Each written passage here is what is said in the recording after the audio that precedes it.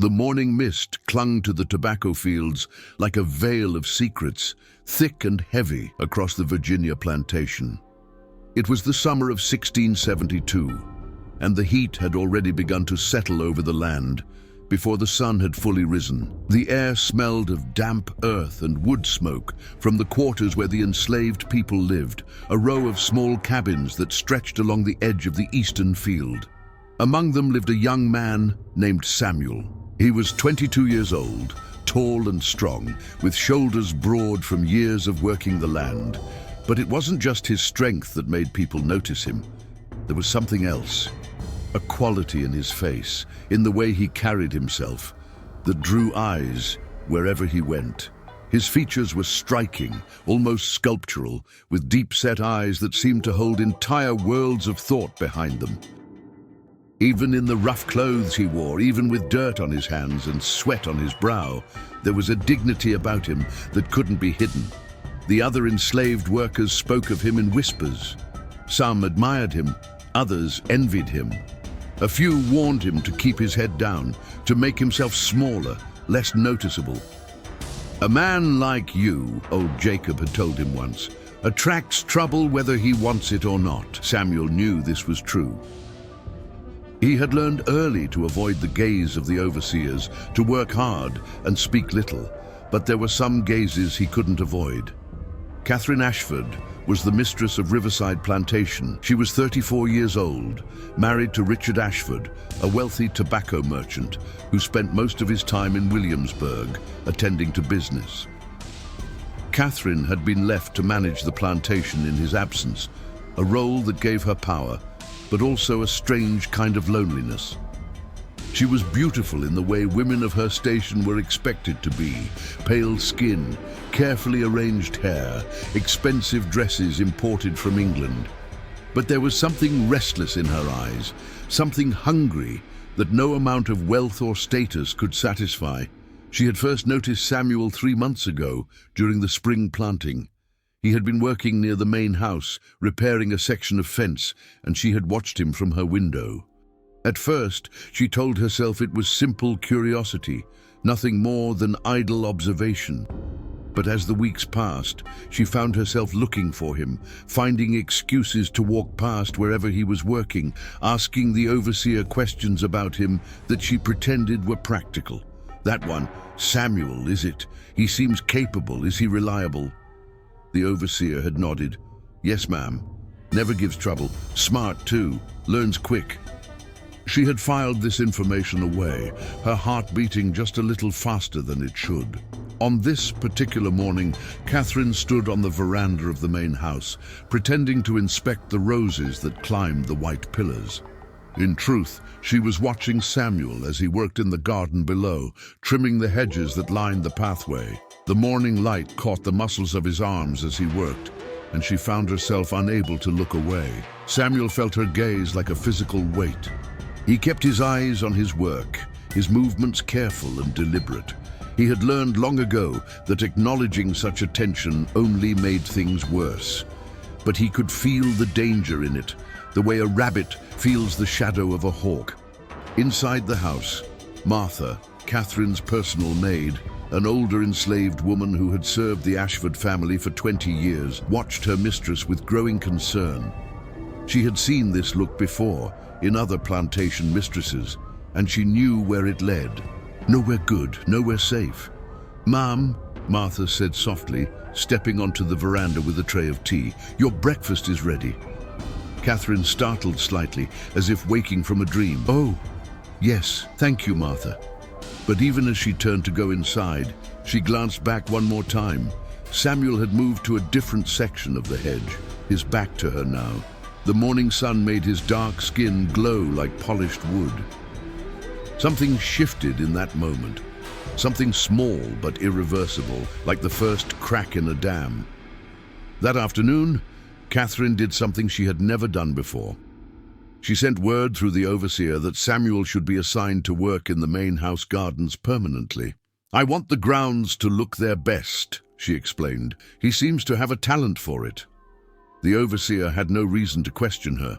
It was her plantation, after all. When Samuel received the news, a cold feeling settled in his stomach. Old Jacob found him that evening, sitting outside his cabin as the sun went down. "Heard you got moved to the house," Jacob said, his voice low. Samuel nodded. "That's dangerous ground, son. You understand that? I didn't ask for it. Don't matter what you asked for. What matters is what she wants." Jacob paused, his weathered face serious in the fading light. "You be careful. More careful than you've ever been in your life, because this kind of trouble, it don't end well for people like us. Ever." Samuel knew the old man was right. He had heard the stories, whispered tales of other plantations, other men who had caught the wrong kind of attention. Those stories never ended with freedom or happiness. They ended with whippings, with sails to faraway places, with bodies found in rivers. That night, Samuel lay awake in his cabin, listening to the sounds of the plantation settling into sleep. Through the small window, he could see the lights of the main house burning like distant stars. He thought about running. He had thought about it many times before. But where would he go? The laws were clear. A man like him had no rights, no protection, no future beyond these fields. And yet somewhere in the back of his mind, a small voice whispered that his life was about to change. Whether for better or worse, he couldn't say. Up in the main house, Catherine sat at her dressing table, brushing her hair and trying to understand the strange excitement she felt. She told herself she was being foolish, that tomorrow she would regain her senses and forget this silly fascination. But even as she thought this, she knew it wasn't true. The die had been cast. The first move had been made. And in a world where the rules were absolute and the consequences severe, someone was going to pay the price. The question was only who. If you want to discover what happens next, don't forget to like and follow the channel so you won't miss the upcoming chapters. The next morning arrived with the kind of oppressive heat that makes everything feel heavier, the air, the work, even thoughts themselves. Samuel reported to the main house gardens just after dawn, his tools in hand, his heart guarded. The main house was a different world from the quarters. Here, everything was carefully tended, deliberately beautiful. Roses climbed trellises, boxwoods formed perfect geometric shapes, and a small fountain bubbled in the center of a circular courtyard. It was meant to look effortless, this beauty, but Samuel knew the truth. It took constant work to maintain the illusion. He began his tasks methodically, pruning the roses along the east wall, working his way around the perimeter. He could feel eyes on him from the windows above, but he didn't look up. Never look up. Catherine watched him from her morning room, a book open in her lap that she wasn't reading. She told herself she was simply ensuring the work was being done properly. But she had checked on the gardens 3 times in the past hour, and each time she found herself lingering at the window longer than necessary. There was something mesmerizing about the way he moved. Economical, graceful, completely focused on his work. She found herself wondering what he thought about, what dreams he might have, what kind of man he would be if circumstances were different. These were dangerous thoughts, and she knew it. But knowing didn't make them stop. Around midday, Martha brought a pitcher of water to the garden for the workers. Samuel was alone at that moment, the other gardeners having moved to the far side of the property. Martha approached him slowly, her face troubled. "You need to be more careful," she said quietly, handing him a cup of water. Samuel looked at her, confused. "I'm just doing my work." "That's not what I mean, and you know it." Martha glanced back at the house. "She's watching you. All morning she's been watching. And when a woman like that starts watching a man like you..." She didn't finish the sentence. She didn't need to. Samuel felt his jaw tighten. "I haven't done anything. Don't matter. Doesn't ever matter what you do or don't do. What matters is what she wants, and what she's willing to do to get it." Martha's voice dropped even lower. "I've been in this house 20 years. I've seen things, bad things. And I'm telling you, This never ends well. Before Samuel could respond, a voice called from the veranda, "Martha, is there a problem?" It was Catherine, standing at the railing, her expression unreadable. "No, ma'am," Martha called back, her voice instantly transformed into the careful deference required of her. "Just bringing water for the workers, as you instructed." "Very good. When you're finished, I need you inside." Martha nodded and hurried away, but not before giving Samuel one last meaningful look. The rest of the afternoon passed in tense silence. Samuel worked without pause, trying to lose himself in the physical labor, but he couldn't shake the feeling of being watched, studied, evaluated. As the sun began to sink lower in the sky, he heard footsteps on the gravel path behind him. He knew without looking who it was, the quality of the shoes, the rhythm of the walk, the faint scent of lavender perfume. Samuel. It was the first time she had spoken his name directly. He straightened slowly, keeping his eyes respectfully lowered, his hat in his hands. "Yes, ma'am." Catherine stood a few feet away, her hands clasped in front of her. She had rehearsed this moment in her mind, planned what she would say, how she would maintain the proper distance and authority. But now, standing here with him, all her careful plans seemed to evaporate. "The gardens look very well maintained. You have skill with this work." "Thank you, ma'am." A pause. The evening cicadas had begun their song, filling the silence between them. "I wanted to ask you." Catherine hesitated, then forced herself to continue. "The rose arbor near the east gate. It's become overgrown. I'd like you to restore it, but it's delicate work. Old vines, easily damaged. It will require attention. Perhaps you could work on it early in the mornings, before it gets too hot." Samuel understood immediately what she was really saying. Early mornings meant fewer people around. Delicate work meant he would be there longer. The east gate was the most secluded part of the garden, hidden from the main house by tall hedges. "Yes, ma'am, I can do that." "Good. You may start tomorrow." She paused again, and for just a moment, her carefully composed expression faltered. "You're very different from the others, aren't you?" The question hung in the air like smoke. Samuel knew there was no safe way to answer it.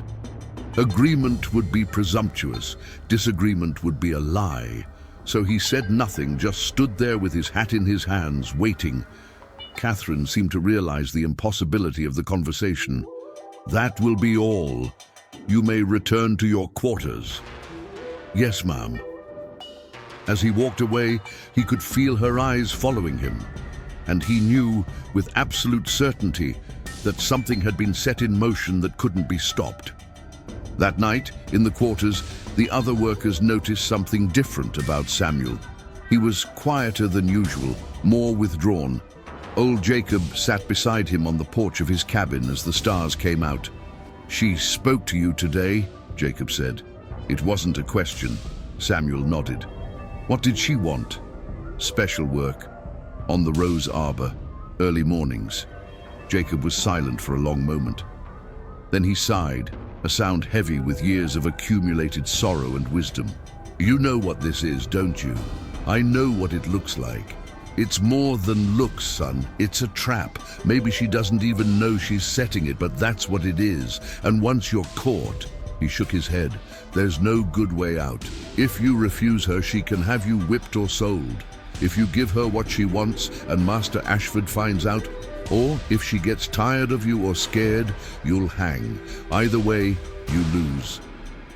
Samuel stared out at the dark fields. "So what should I do?"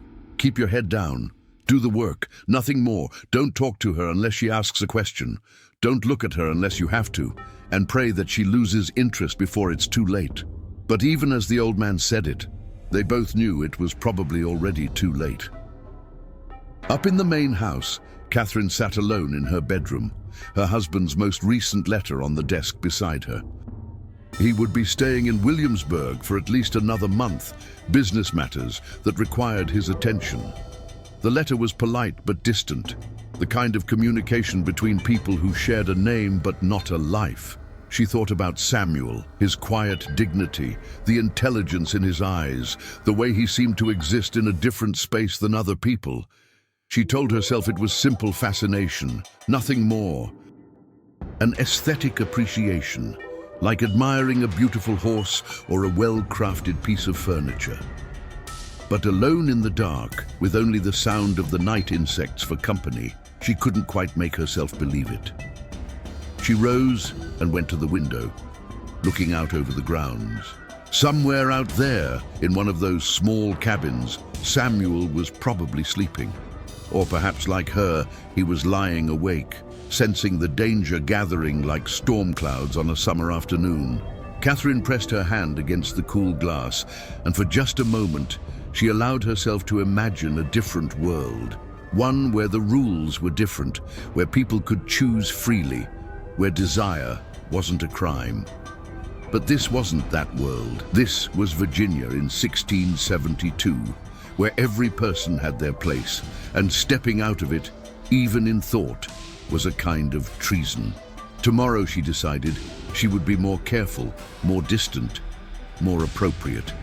But even as she made this resolution, she knew she was lying to herself. The attraction had become like gravity, invisible, undeniable, pulling everything toward a center that could only end in collapse. If this story is drawing you in, go ahead and leave your like and follow the channel so you won't miss any part of this journey. The morning dew still clung to the grass when Samuel arrived at the rose arbor the next day. The sun had barely risen, painting the sky in shades of pink and gold, and the plantation was still relatively quiet.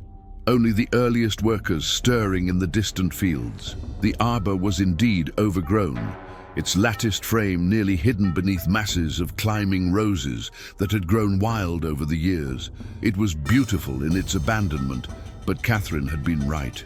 Restoring it would require careful, patient work.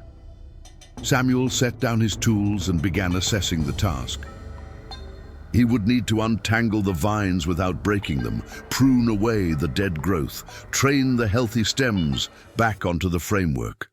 It was work that would take days, maybe weeks. He had been working for perhaps half an hour when he heard her footsteps on the path. Catherine appeared through the morning mist like something from a dream, wearing a simple morning dress, her hair loosely pinned. She looked younger somehow, less formal than usual, and for a moment, Samuel forgot to look away. Their eyes met. "I didn't mean to startle you," she said softly. "I wanted to see how the work was progressing." "It's just begun, Mom. It'll take time." "Yes, I thought it might." She moved closer, examining the tangled vines. "These roses were planted by my husband's mother years ago, before she died. She loved this garden. It was personal information, the kind a mistress shouldn't share with an enslaved worker." Samuel recognized the boundary being crossed, but he didn't know how to stop it without being disrespectful. "They're beautiful," he said carefully. "They are, when they're cared for properly." Catherine reached out to touch one of the blooms, her fingers gentle on the petals. "Do you know anything about roses, Samuel?" "A little, Mom. Enough to tend them." "Where did you learn?" The question caught him off guard. No one had ever asked about his past before, his knowledge, his life before this plantation. "My mother," he found himself saying, Before we were separated. She worked in a great house in Charleston. They had gardens. She taught me what she knew." Catherine's expression softened. "How old were you when you were separated?" 10, Mom." The silence that followed was heavy with unspoken things. The casual cruelty of a system that could tear a child from his mother, the loss that could never be recovered, the grief that had no outlet. "I'm sorry," Catherine whispered. It was such an inadequate thing to say, and she knew it, but it was also dangerous. This sympathy, this recognition of his humanity. It was crossing yet another line. Samuel didn't respond. There was nothing safe to say. For several long moments they stood there in the morning quiet, the scent of roses heavy in the air between them. Catherine knew she should leave, should maintain the proper distance, but she found herself unable to move. "Tell me something," she said finally. "If you could choose your life, if you were free to do anything, be anything, what would you choose?" The question was so unexpected, so impossible, that Samuel actually looked directly at her. "Ma'am, I know it's not appropriate to ask, but I want to know. What would you want if the world were different?" Samuel considered lying, giving her the kind of simple, unthreatening answer she might expect. But something in her face, a genuine curiosity, a real desire to know, made him answer truthfully. "I'd want to learn," he said quietly. "To read, to write, to understand how things work. I'd want to build things, create things. Maybe have a family that couldn't be taken away. And land, a piece of land that was mine, where I could grow things and know they'd still be there tomorrow." Catherine felt tears prick her eyes. It was such a modest dream, really. Education, family, a small piece of earth. Things she had always taken for granted, things he could never have. "You're educated already, though," she said. "In other ways, anyone can see it in how you carry yourself, how you speak. My mother taught me what she could, and I listen, watch, learn where I can." He paused. "But it's dangerous, ma'am, for someone like me to seem too educated, too aware. It makes people uncomfortable. So you hide it. I survive it." The honesty of his words struck her like a physical blow. This was the reality she lived with, but never truly saw. The constant calculation, the careful performance, the daily negotiation between dignity and danger. They heard voices then, coming from the direction of the main house. Martha calling for Catherine. The spell was broken. "I should go," Catherine said quickly, stepping back. "Continue the work. It's very good work." She hurried away before he could respond, her heart pounding. As she walked back toward the house, she tried to compose herself, to push down the feelings rising in her chest, but something had changed. He wasn't just a beautiful figure to admire from a distance anymore. He was real, a complete person with thoughts and dreams and losses. And that made everything infinitely more complicated. The days that followed fell into a pattern. Samuel worked on the rose arbor each morning, and Catherine found reasons to visit. At first, their conversations were brief, cautious, but gradually they grew longer, more personal. She told him about her marriage, arranged for financial reasons, to a man who treated her with polite indifference. About the loneliness of her position, caught between the servants who resented her and the society women who judged her. He told her about the family he'd lost, the sister he hoped might still be alive somewhere, the dreams he had to carry in secret. They were careful never to touch, never to stand too close. They maintained the forms of propriety even as they crossed every other boundary. But the slaves' quarters noticed. They always noticed. "He's playing with fire," one of the field workers muttered to another. "Talking to her like that, it's going to end bad." "Ain't his fault," another responded. "What's he supposed to do? Tell her no?" Martha watched it all with growing dread. She had seen this before, and she knew how it would end. Someone would see, someone would talk. Word would reach Master Ashford, and when it did, Samuel would pay the price. He always did. The man, never the woman. One morning, about 3 weeks into the Rose Arbor project, something changed. Catherine arrived earlier than usual, her face flushed, her hands trembling slightly. "My husband is returning," she said without preamble, "next week." "A letter arrived last night." Samuel felt his stomach drop. "Yes, ma'am." This can't." She struggled to find words. "We've been reckless. I've been reckless. When he returns, you'll need to be assigned elsewhere, away from the main house." "I understand. Do you?" She looked at him intently. "Do you understand what I'm trying to say?" Samuel did understand. She was trying to protect him in her limited way, Trying to create distance before her husband's arrival made the situation impossible, but he also understood something else, that whatever protection she could offer was fragile, conditional, and could be withdrawn at any moment if it threatened her own position. "Yes, Mom," he said again. "I understand completely." Something in his tone, a subtle bitterness perhaps, or resignation, made Catherine's eyes fill with tears. "I never meant for this to—" She stopped, shook her head. "I should go." But she didn't move. They stood there in the half-restored arbor, surrounded by roses, the morning sun climbing higher, and for one impossible moment they allowed themselves to see each other as they truly were. Not mistress and slave, not white and black, not free and bound, but simply two people who had found a connection in a world determined to keep them apart. Then, the moment passed. Catherine turned and walked away, and Samuel returned to his work, his hands moving automatically while his mind raced. He knew what would happen now. He would be reassigned to the fields, far from the house. He and Catherine would go back to being strangers, separated by all the rigid rules of their world, and life would go on, as it always did, grinding over individuals like water over stone. But that night, as he lay in his cabin, he couldn't shake the feeling that something had been set in motion that couldn't be stopped by good intentions or belated caution. The arbor was nearly finished. The roses had been trained back into beautiful order, but the tangle of connection between him and Catherine, that couldn't be pruned away so easily. And somewhere in the shadows, eyes were watching, minds were calculating, and danger was gathering like humidity before a storm. And if you want to keep discovering what happens, follow the channel now. Each chapter brings new revelations. Master Richard Ashford returned to Riverside Plantation on a humid afternoon in late August, his carriage kicking up dust as it rolled up the long drive. He was a man in his early 50s, with graying hair and the comfortable bearing of someone who had never questioned his place in the world. Wealth and status surrounded him like armor.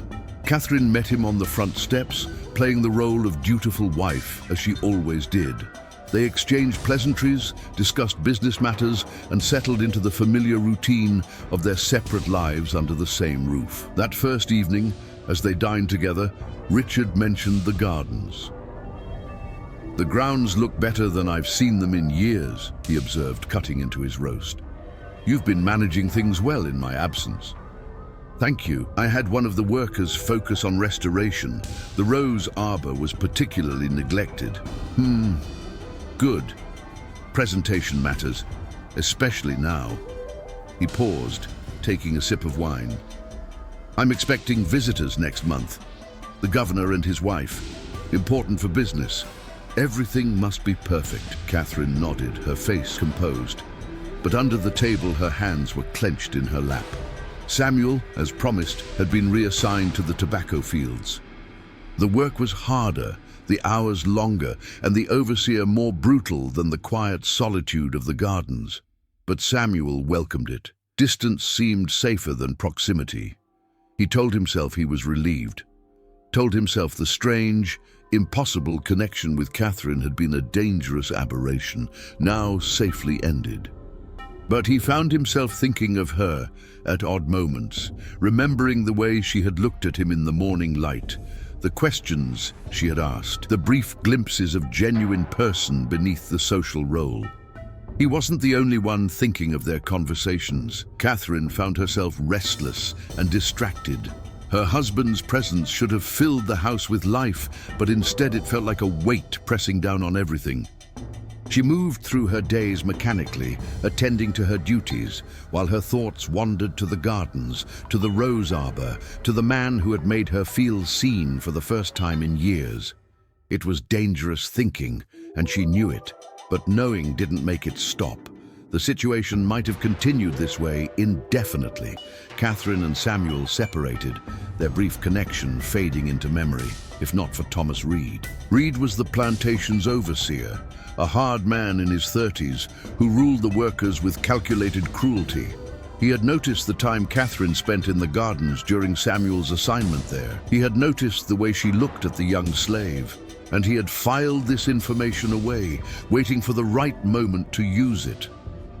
That moment came 3 weeks after Master Ashford's return.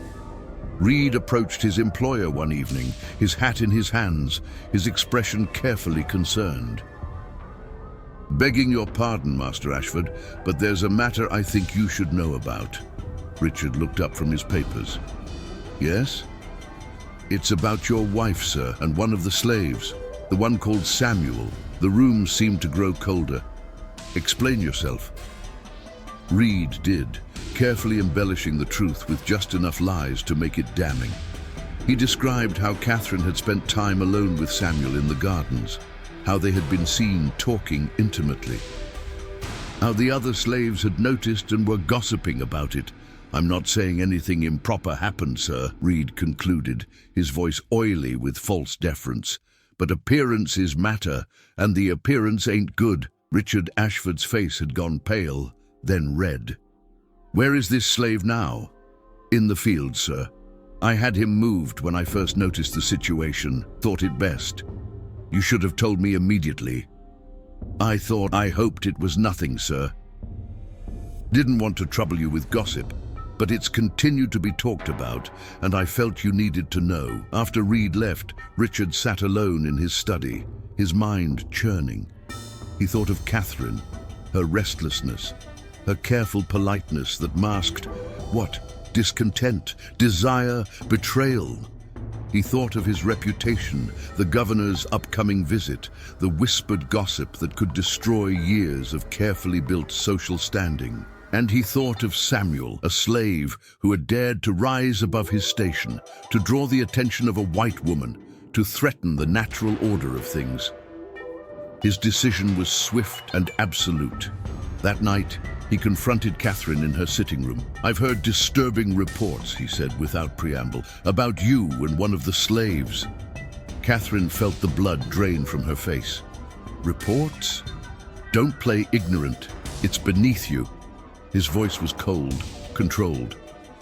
"The overseer tells me you spent considerable time alone with this Samuel, that you engaged in familiar conversation, that you showed inappropriate interest. That's not. We only spoke about the gardens, about the work, nothing more." "It doesn't matter what actually happened," Richard snapped. "What matters is what people think happened, what they're saying. Do you understand what this means for me? For us? For our position?" Catherine stood, her own anger rising to meet his. "I have been a dutiful wife to you for 12 years. I have managed this plantation in your absence, maintained your home, upheld your reputation, and now you accuse me based on the word of an overseer? I accuse you of nothing yet. But I will not have my name dragged through scandal because you were lonely and foolish." He moved toward the door, then paused. "The slave will be sold, first thing tomorrow, to a trader heading to the deep south, and you will never speak of this again." "Richard, no. He's done nothing wrong. This is madness. This is necessary." His voice was final. "And if you protest further, if you make any attempt to interfere, I will make sure everyone in Virginia society knows why he was sold. Your reputation will be destroyed along with mine. Is that what you want?" Catherine stood frozen, trapped between impossible choices. Save Samuel and destroy herself, or save herself and condemn him to a fate that might be worse than death. Sold away from everything familiar, shipped to the brutal plantations of the deeper South, where slaves were worked to death in the rice fields and cotton plantations. Richard left without waiting for an answer. He already knew which choice she would make. In the quarters, Samuel was pulled from his cabin in the middle of the night by 2 slave catchers Richard had hired. They chained his hands and feet, ignoring his questions, his protests. Old Jacob watched from his doorway, his face stricken. "I'm sorry, son," he whispered. "I'm so sorry." Samuel was taken to a locked shed behind the tobacco barn, where he would wait until morning when the trader would arrive. He sat in the darkness, chains cold against his skin, and thought about his mother, lost to him 17 years ago. He thought about his sister, somewhere in the vast unknown. He thought about the life he might have had in a different world, and he thought about Catherine and the strange, brief connection they had shared. He didn't blame her. How could he? She was as trapped as he was, just in a different kind of cage. But he mourned what might have been in that impossible other world where people were judged by their hearts instead of their skin, where connection could grow without fear, where beauty wasn't a crime. In the main house, Catherine stood at her window, looking out toward the shed, where she knew Samuel was being held. Tears streamed down her face, but she made no sound. She had made her choice. She had chosen survival, safety, the preservation of her position. But as she stood there in the darkness, she knew with absolute certainty that something inside her had broken. The careful performance of her life, the dutiful wife, the proper lady, the obedient woman, it was all ash now, hollow and brittle. She had sacrificed the only real thing she'd felt in years to preserve a life she didn't even want. The cruelty of it was almost unbearable. Morning would come soon, the trader would arrive, Samuel would be taken away, and life would go on as it always did, grinding over individuals like water over stone. If you're curious about the outcome of this story, don't forget to like and turn on notifications for the channel to catch the final chapter.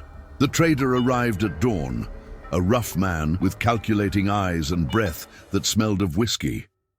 He examined Samuel with the detached assessment of someone evaluating livestock, checked his teeth, felt his muscles, nodded with satisfaction. "He'll fetch a good price in Mississippi," the trader said to Richard.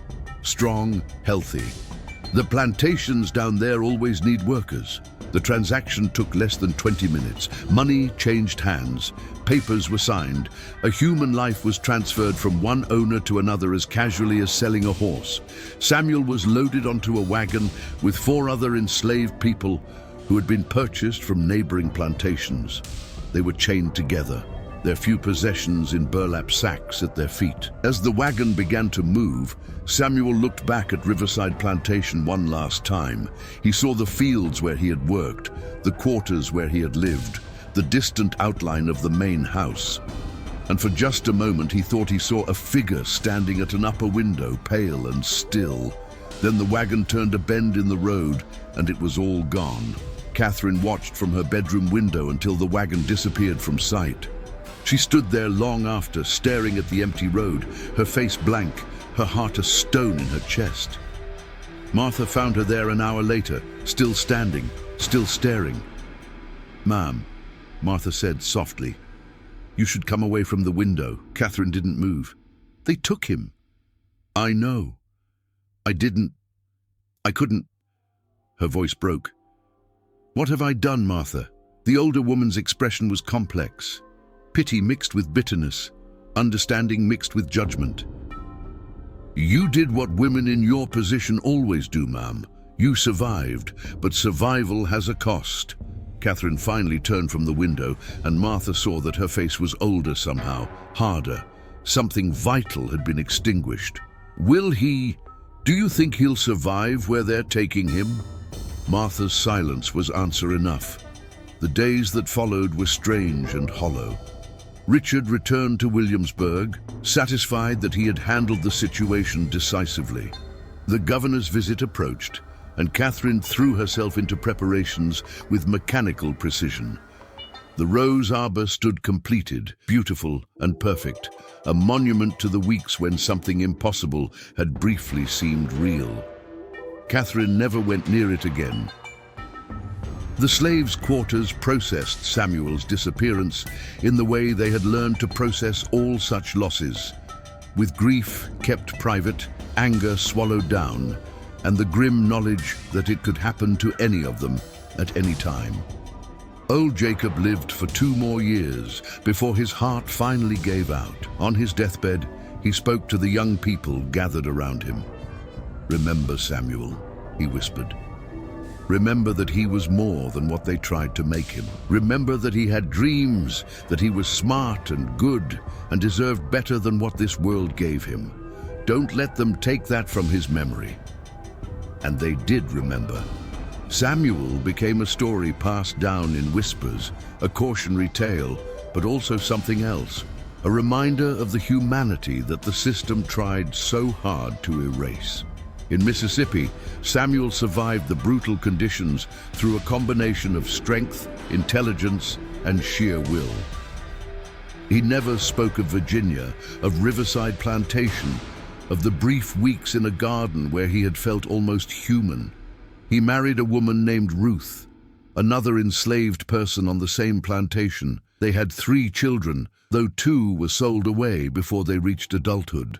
The pain of this loss was compounded by the memory of his own separation from his mother, a generational wound that cut deeper than any whip. But Samuel taught his remaining daughter everything he knew. He taught her to be strong, to be clever, to keep her dignity hidden where it couldn't be taken away. And he told her stories, not about his own life, but about a world that might someday exist, where people were free to love whom they chose, to pursue their dreams, to be measured by the content of their character rather than the color of their skin. "Will I see that world, Papa?" his daughter asked one evening. Samuel looked up at the stars, the same stars that shone over Virginia, over the whole broken, beautiful country. "Maybe not you," he said quietly. "Maybe not even your children, but someday, someone will." Back in Virginia, Catherine grew old in the main house at Riverside Plantation. Richard died when she was 52, leaving her wealthy and independent. People expected her to remarry, but she never did. She spent her later years in strange pursuits, funding secret schools that taught enslaved children to read, helping to arrange escapes along routes that would later be called the Underground Railroad. She was careful, discreet, and no one in her social circle ever knew. It was her penance, her way of trying to balance the scales. But she knew it could never be enough. On her deathbed, many years later, Catherine was attended by Martha's granddaughter, a young woman named Grace. In her fever, Catherine spoke of things that made little sense: gardens and roses, a man with kind eyes, a choice she had made that haunted her still. "Do you think," she whispered to Grace, "do you think we can be forgiven for the choices we make when all the options are terrible?" Grace, who had her own history of impossible choices and survival, squeezed the old woman's hand gently. "I think," she said carefully, "that we do what we can with what we're given. And we hope for a world where our children don't have to make the same choices." Catherine died that night, and the plantation was eventually sold and divided. The rose arbor, neglected again, grew wild and beautiful, a tangle of blooms and thorns that no one quite had the heart to destroy. Years became decades, decades became a century. The Civil War came and went, ending the institution that had destroyed so many lives. Samuel's descendants moved north during the Great Migration, carrying with them the stories he had told, the strength he had passed down. Catherine's charitable work, discovered after her death, inspired others. The small schools she had funded grew into larger institutions. The connections she had helped forge became part of a network that changed history. Neither of them lived to see it, but their brief connection, impossible, dangerous, and ultimately doomed, had rippled outward in ways neither could have imagined. Sometimes love changes the world not through its fulfillment, but through its denial. Sometimes the most profound connections are the ones that can never be.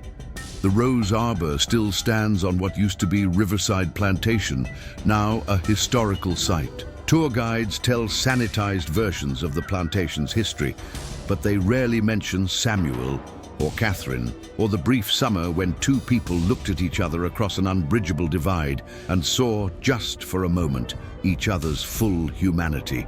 But the roses remember. They bloom each year, beautiful and resilient, growing where they were planted by hands long gone, tended by hearts long stilled. And in that persistent blooming, there is a kind of victory, a refusal to let the cruel machinery of history grind everything into dust. Beauty persists, memory persists, hope persists. Even when everything else is taken away, these things remain. The story of Samuel and Catherine is not unique. Across the American South, across the years of slavery, thousands of such stories unfolded. Connections formed in impossible circumstances, desires denied, lives destroyed by the rigid boundaries of race and power. Most of those stories were lost, their details forgotten, their participants erased from history. But they happened, they were real. People loved and suffered and hoped, even when hope seemed foolish.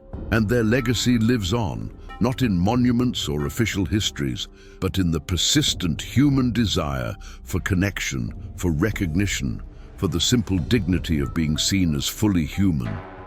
That desire cannot be chained, cannot be sold, cannot be destroyed. It survives in the blood of descendants who carry forward the strength of those who endured. It survives in the changed laws, the shifted attitudes, the slow, grinding progress toward a more just world.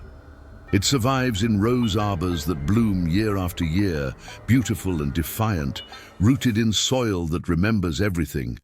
The handsome slave who drove his mistress mad. They called it madness, because what else could they call a desire that threatened the social order? But it wasn't madness. It was the most sane, most human thing in a world built on insanity.